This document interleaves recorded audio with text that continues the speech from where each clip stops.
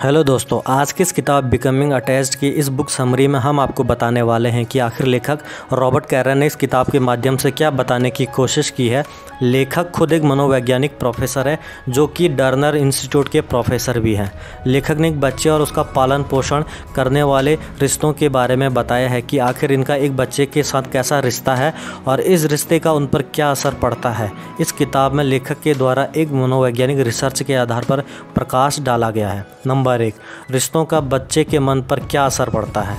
कई समय से साइकोलॉजी के क्षेत्र में बहुत सुधार हुआ है, जिससे बच्चों की देखभाल और परवरिश को लेकर कई गंभीर खुलासे हुए हैं और इन बातों पर भरोसा करना बहुत ही कठिन काम है। अब आने वाले समय में आपको अपने बच्चों को एक मनोवैज्ञानिक रूप में देखेंगे कि आखिर आपका और आपके बच्चों के बीच कैसी बॉन्डिंग है। कुछ गंभीर घटनाओं के चलते मनोवैज्ञानिकों ने अपनी रिसर्च में बच्चों पर की गई रिसर्च के नतीजों को समझाया है, जिसे जानकर आप सीखेंगे कि बच्चों और उनके परवरिश करने वालों के बीच किस तरह का रिलेशन है और उनके बीच के रिश्तों का क्या असर पड़ता है, जिसे जानकर आप बच्चे की अच्छे से परवरिश कर सकेंगे।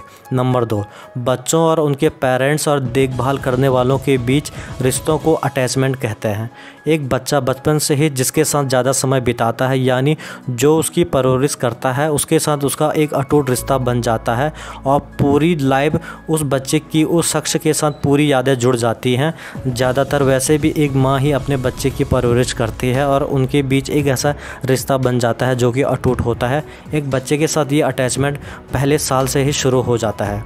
ऐसे कई तरह की स्टडीज़ जहाँ पर सिर्फ इंसानों के अटैचमेंट की बात नहीं होती है, बल्कि जानवरों पर भी कई रिसर्च किए गए हैं, जहाँ उनमें भी काफ़ी अटैचमेंट देखने को मिलते हैं। अटैचमेंट जैसे रिश्ते ही को हर किसी ने महसूस किया होता है। नंबर 3, एक ऐसा वातावरण जहां एक बच्चा अपनी मां के पास होने पर सुरक्षित महसूस करता है। एक बच्चा जब भी डर जाता है या अकेला महसूस करता है तो वो सीधा अपनी मां को ही याद करता है, क्योंकि बच्चा अपनी मां के पास रहना सबसे सुरक्षित समझता है। जब वो चलना सीखता है तो आसपास की चीज़ों को जांचने लग जाता है और जहाँ पर उसे लगता है कि उसे परेशानी हो रही है वो तुरंत रोने लगता है। एक बच्चा ज़्यादा देर तक अपनी माँ से दूर नहीं रह सकता है। आपने ये चीज़ें जानवरों के साथ भी देखी होगी कि जानवरों के बच्चे भी अगर अपनी माँ से दूर हो जाए तो वो भी चिल्लाने लगते हैं। रिसर्च करने वाले मनोवैज्ञानिक इस अवस्था को नेगेटिव अटेंशन सीकिंग कहते हैं। ऐसा करके बच्चे अपनी माँ से बनी दूरियों की सीमा को देखते हैं, जिससे उन्हें अंदाज़ा लगता है कि वे अपनी माँ से कितना दूर होकर अकेला और ख़तरा महसूस करते हैं। नंबर 4, अपनी माँ से दूर होने पर बच्चे को परेशानी होती है। अगर किसी माँ को उसके बच्चे से अलग कर दिया जाए या फिर एक बच्चे को भी उसकी माँ से अलग कर दिया जाए तो क्या होगा। पहले के समय डॉक्टर बच्चों को उनके पेरेंट्स से इन्फेक्शन के खतरे की वजह से नहीं मिलने दिया जाता था, लेकिन अभी के समय ऐसा नहीं होता है। James Robertson mother child separation के ऊपर की गई रिसर्च में से एक है, जिन्होंने उस परिस्थिति को समझकर डॉक्टर और हॉस्पिटल को अपनी पॉलिसी बदलने पर मजबूर कर दिया था ताकि कोई भी परेशानी उभर कर ना आए। एक बार इसी तरह का प्रयोग किया गया जहां एक 2 साल के बच्चे को उसकी मां से खुद कुछ दिनों के लिए अलग रखा गया था और उसे सिर्फ कुछ मिनटों के लिए ही मिलने दिया जाता था, जिसकी वजह से उस बच्चे के व्यवहार में काफ़ी बदलाव देखने को मिला। वो बच्चा काफ़ी उदास रहने लगा। शुरुआत में वो बच्चा काफ़ी रोता था, फिर उसने अपने पेरेंट्स को नज़रअंदाज कर देता था। उसके बाद उस बच्चे में बेचैनी और चिड़चिड़ापन आने लगा। ऐसे हालातों में अगर बच्चे को उसके माँ से अलग रखा जाए तो वो बच्चे अपनी माँ को पहचानते नहीं हैं और ऐसे में वो खाना पीना भी छोड़ देते हैं। नंबर 5, मुख्यतः 3 तरह से अटैचमेंट स्टाइल होते हैं जो हमारे व्यवहार और अटैचमेंट के लिए हमारे रवैये को दर्शाते हैं।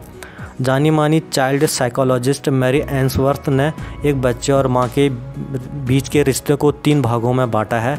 वैसे भी एक माँ अपने बच्चे की हर ज़रूरत को पूरा करने के लिए तत्पर रहती है। इस अटैचमेंट को सिक्योर अटैचमेंट कहते हैं।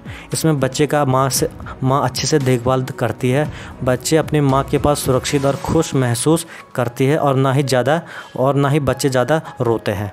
दूसरी अटैचमेंट स्टाइल है एम्बिवेलेंट अटैचमेंट। इस अटैचमेंट में बच्चे जब अपनी माँ के पास नहीं होते हैं तो काफ़ी ज़्यादा रोने लगते हैं और फिर उन्हें चुप कराना काफ़ी मुश्किल हो जाता है। ऐसे में माँ अपने बच्चे पर कभी कभी ध्यान देती है और कभी कभी अनदेखा कर देती है।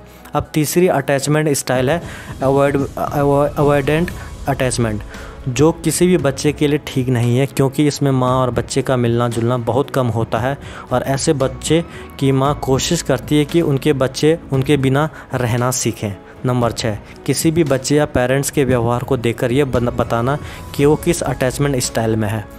जब आपको अटैचमेंट के बारे में पता चल गया है तो आपको ये देखना है कि कौन सा बच्चा और पेरेंट्स किस अटैचमेंट स्टाइल को फॉलो करता है। इसके लिए एक रिसर्च किया गया जहां एक बच्चे और उसकी मां को एक कमरे में बैठाया गया जहां बच्चा खेल रहा था, जहां बाद में मां को बाहर निकालकर एक अनजान व्यक्ति को अंदर बैठाया जाता है। ऐसा होने पर वो बच्चा रोने लगता है और बिल्कुल भी शांत नहीं होता है। जब उसकी माँ रूम में वापस आती है तो वो एकदम चुप हो जाता है। बच्चे के इस बर्ताव को स्ट्रेंज सिचुएशन कहते हैं। अगर बच्चा अपनी माँ को देखकर शांत हो जाता है तो उसे सिक्योर अटैचमेंट कहते हैं। अगर बच्चा अपनी माँ को देखकर रोने और चिल्लाने लगता है तो उसे एम्बिवेलेंट अटैचमेंट कहते हैं। इसी तरह से हम पेरेंट्स के भी अटैचमेंट स्टाइल को परख सकते हैं। नंबर 7, बच्चों के अटैचमेंट स्टाइल पर पेरेंट्स के बर्ताव का बुरा असर पड़ता है। अब हमें ये जानने की ज़रूरत है कि इन अटैचमेंट स्टाइल में इतना फ़र्क क्यों है। कुछ मनोवैज्ञानिक इसे जेनेटिक भी कहते हैं या फिर इनकी पूरी दूसरी वजह भी हो सकती है। एक इंटरव्यू में उन महिलाओं से सवाल किया गया जो मां बनने वाली थी और रिसर्च में बताया गया कि उनके बच्चों के साथ कैसा व्यवहार होगा। 70 से 75% महिलाओं का अपने बच्चों के साथ व्यवहार वैसा ही था जैसा उनके पेरेंट्स का था। ऐसे में कुछ महिलाएं मां बनने को उत्सुक थी, भले ही कितनी भी परेशानी क्यों ना हो, लेकिन वो महिला बिल्कुल तैयार थी और उसका बच्चा एक सिक्योर अटैचमेंट में पला बढ़ा। अगर पेरेंट्स को बच्चों के पालन पोषण की शिक्षा दें तो इससे वे एक अच्छे पेरेंट्स बन सकते हैं। नंबर 8, आप अपने बचपन में जैसे रहे होंगे अपने बच्चों के साथ वैसा ही व्यवहार रहेगा। जब आप एक पेरेंट्स बन जाते हैं तो आपको कई बातों का ध्यान देना होता है। आपको ये जान लेना पड़ता है कि एक पेरेंट्स होना क्या होता है। ऐसे समय में बच्चों को लेकर आपका क्या ख्याल है उसका बच्चों पर काफ़ी असर पड़ता है। इसके अलावा आपके बचपन के अनुभवों का भी बच्चों पर काफ़ी असर पड़ता है। जिन लोगों का बचपन बहुत बुरा बीता होता है उन्होंने माना कि वे ऐसा अपने बच्चों के साथ नहीं होने देंगे, लेकिन कई लोगों को इन बातों का कोई एहसास नहीं होता है और उनका बीता हुआ समय कैसा था वे अनजाने में कई गलतियाँ कर बैठते हैं। अगर आपका बचपन बहुत कष्ट में बीता तो आप अपने बच्चों के साथ भी ऐसा नहीं कर सकते हैं, बल्कि आपको उन बातों से सीखना है।